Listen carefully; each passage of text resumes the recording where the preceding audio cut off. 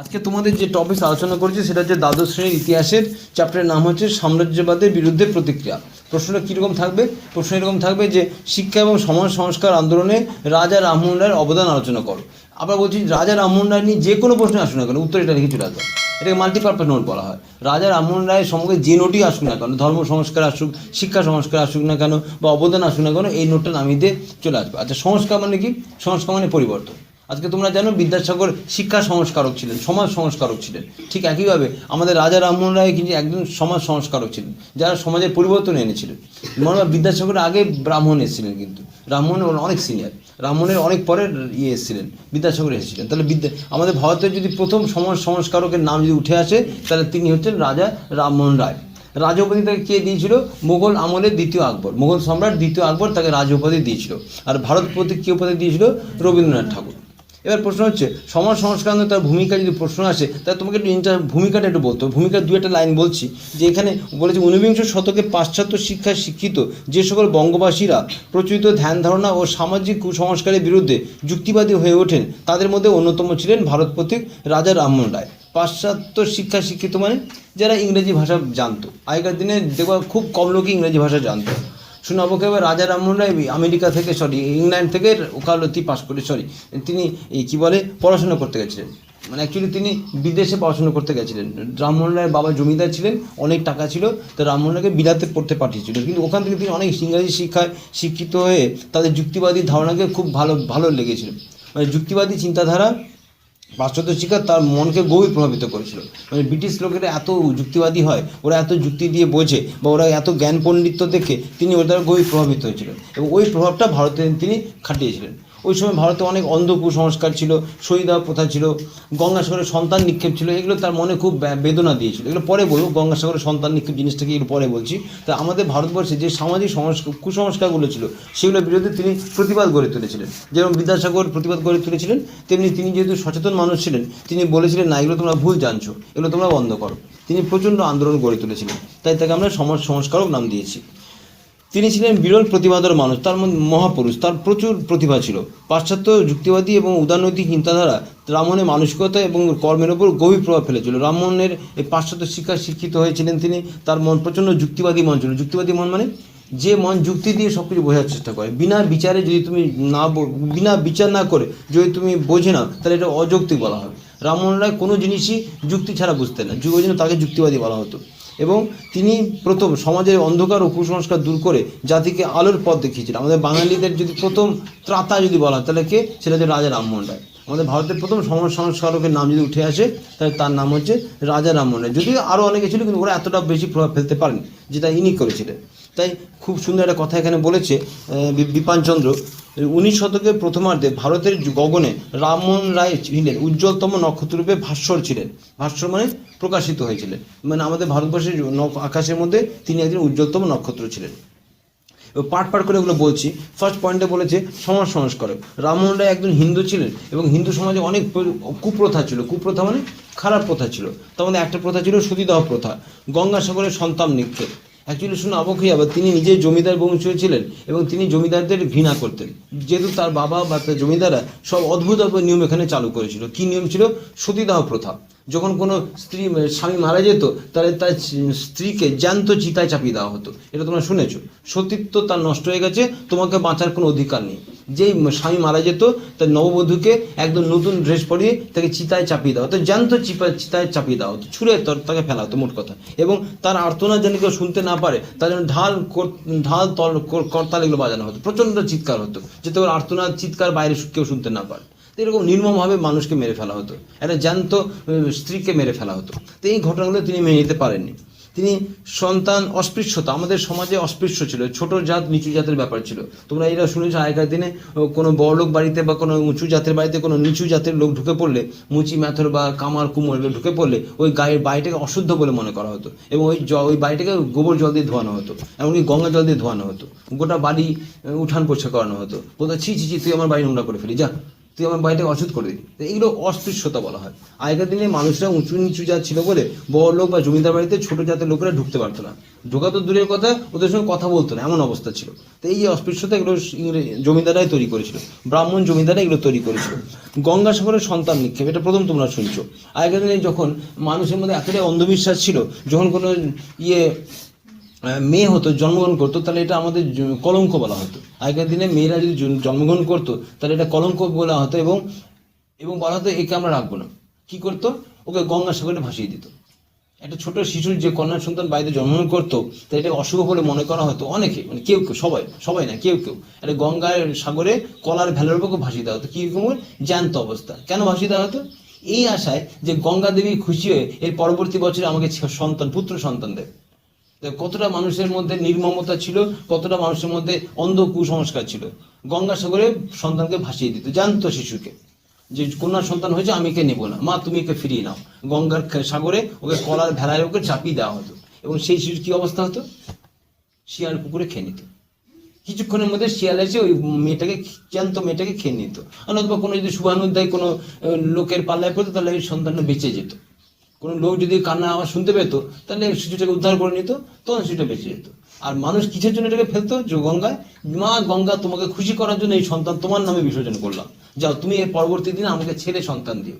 তো এরকম অন্ধ কুসংস্কারে বশবর্তী হয়ে মানুষ বাস করতো। তাহলে রাজা রামমোহন রায় বলেছেন, না, এগুলো আমি মানবো না, আমি যুক্তিবাদী, আমি শিক্ষিত, আমি এগুলো মানবো না এবং কাউকে মানতেও দেবো না। তিনি সহিদার প্রথা নিষিদ্ধ করেছিলেন। তিনি করেননি, লর্ড উইলিয়াম বেন্টিং এটা করেছিলেন। প্রশ্ন পরীক্ষা আসে যে সহিদার প্রথা কে নিষিদ্ধ করেছিলেন, ভুলে বলবো না, রাজা রামমোহন রায়। রামমোহন রায় করেননি, রামমোহনের পৃষ্ঠপোষকতা মানে ওনার সহযোগিতায় রাজা রামমোহন রায় আবেদন করেছিলেন বা তিনি আন্দোলন করে তুলেছিলেন। তারই পরিপ্রেক্ষিতে লর্ড উইলিয়াম বেন্টিং বড়লাট এই সহিদার প্রথা নিষিদ্ধ করেছিলেন। সহিদার প্রথা মানে যে চ্যান্ত চিতার উপর, স্বামীর চিতার উপর স্ত্রীকে চাপিয়ে দেওয়া হতো, ওই প্রথাটা বন্ধ করে দেওয়া হয়েছিল। এবং রামমোহনের আরো ঘটনা আছে।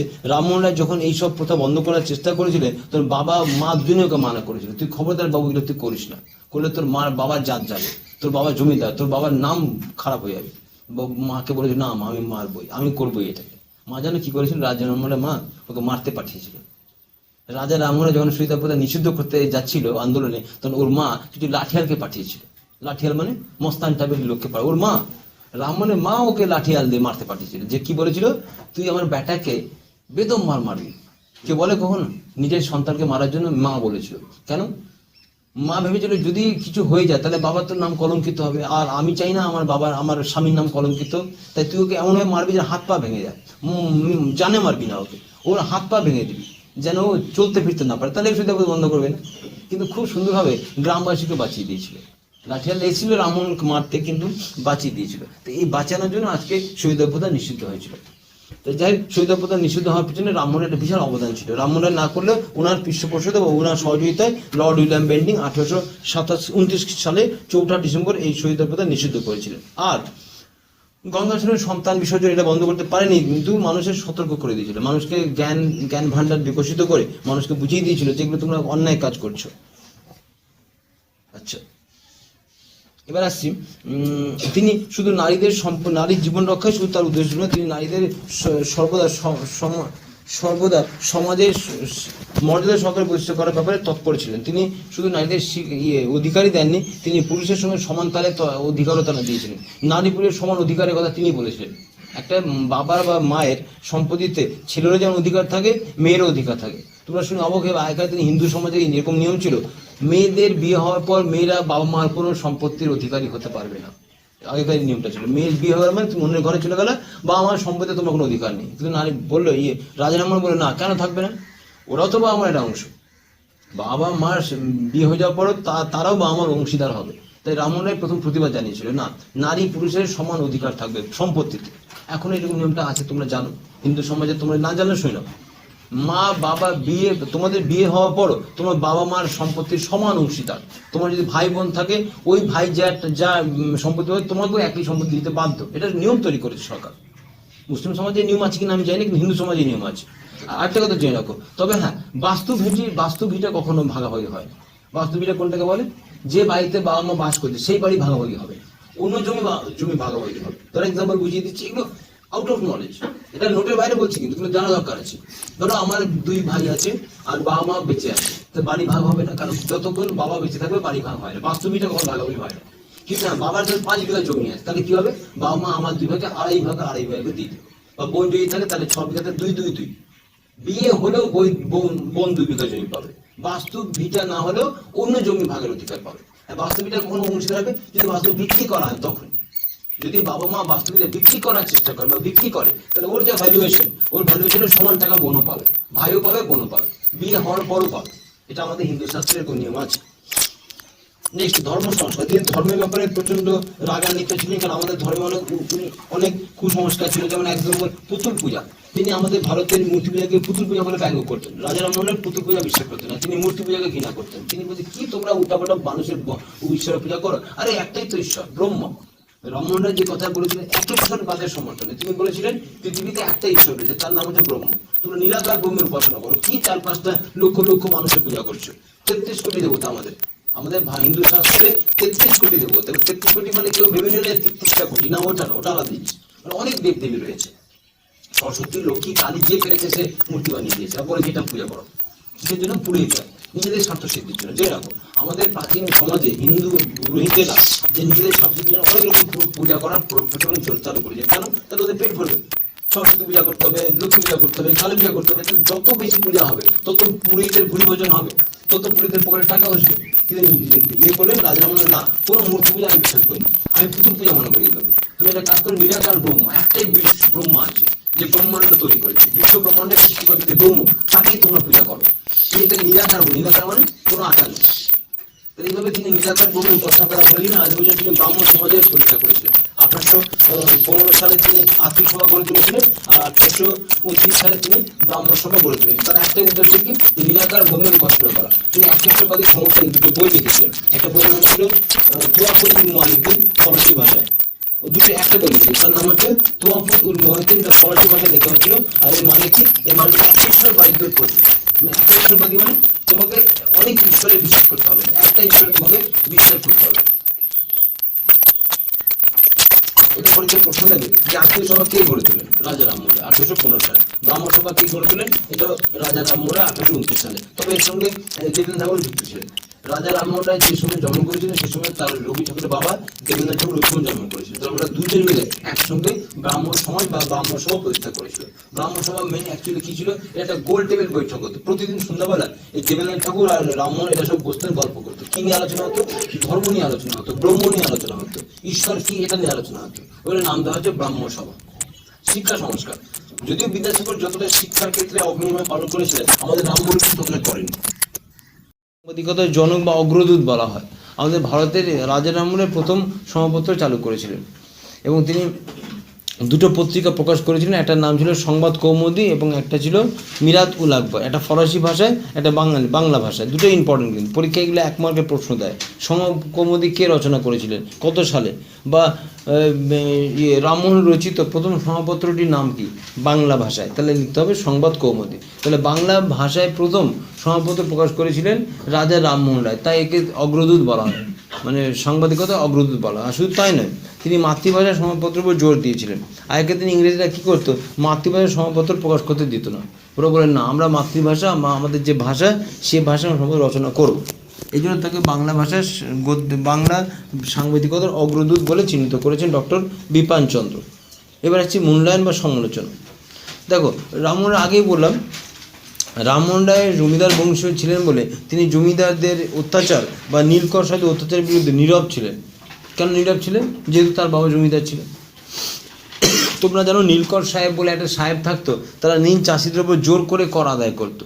তো এইভাবে রাজা রামমোহন রায় সমাজের অন্যান্য দিকে আলোকপাত করলেও জমিদারদের অত্যাচারের উপর আলোকপাত করেননি।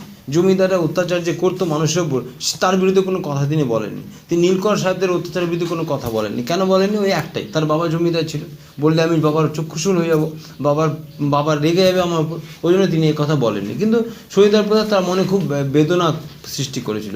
শহীদার প্রথা এতটাই বেদনাদায়ক ছিল যে তিনি সহ্য করতে পারেননি সেটা। তাহলে ফার্স্ট সমালোচনা হচ্ছে, তিনি নিজের বাবার জমিদার বংশীয় বলে তার বাবার বিরুদ্ধে বা জমিদারের বিরুদ্ধে কোনো কথা বলার সাহস পাননি, তিনি নীরব ছিলেন। নেক্সট, রামমোহন শহীদা প্রথা বা ধর্মীয় কুসংস্কারের বিরুদ্ধে তীব্র আন্দোলন গড়ে তুললেও তিনি বহু বিবাহ জাতিভেদ প্রথা প্রভৃতির বিরুদ্ধে তার নামে সোচ্চার হননি। তিনি আরেকটা ভারত সমাজে কুপ্রথা ছিল, সেটা বহু বিবাহ। তিনি বহু বিবাহের বিরুদ্ধে কোনো কথা বলেননি, আর জাতিভেদ প্রথার বিরুদ্ধে কোনো কথা বলেননি। কেন বলেননি? আইডিয়া আছে কারো কেন বলেননি বহু বিবাহ প্রথায়?